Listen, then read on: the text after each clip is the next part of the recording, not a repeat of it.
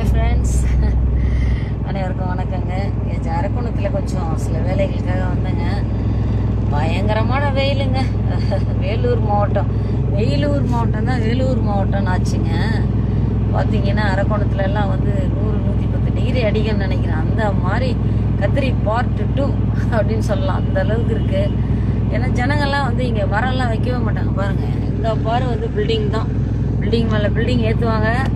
கொஞ்சம் கூட மரத்துக்கு இம்பார்ட்டன்ஸே கொடுக்க மாட்டாங்க. அந்த மாதிரி ஒரு அவேர்னஸே இல்லாத ஒரு ஜனங்க. இது மாநகராட்சி தான் அதுக்கு நடவடிக்கை எடுக்கணும்.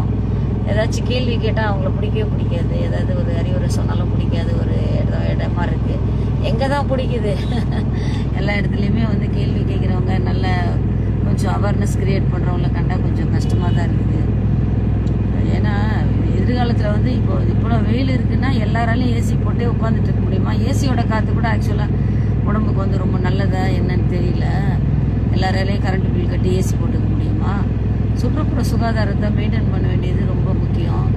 பில்டிங்க்கு வந்து பிளான் அப்ரூவல் கொடுக்குற மாநகராட்சி வந்து கொஞ்சம் இடத்த விட்டு கட்டுங்கப்பா மரத்துக்குன்னு சொல்லி ஒரு சின்ன ஒரு அவேர்னஸ் தான். அதை கூட பண்ண மாட்டாங்க. சிட்டிலையும் பண்ணுறதில்ல. நாட்டில் எவ்வளோ மரங்கள் குறையுதோ அவ்வளோ வெப்பம் அதிகரித்து நம்மளுக்கு ரொம்ப கஷ்டத்தை உண்டு பண்ணோம். நல்லா மரம் நடுவோம், மழையை பெறுவோம், வெப்பத்தை தணிப்போம், நிம்மதியாக வாழ்வோம்.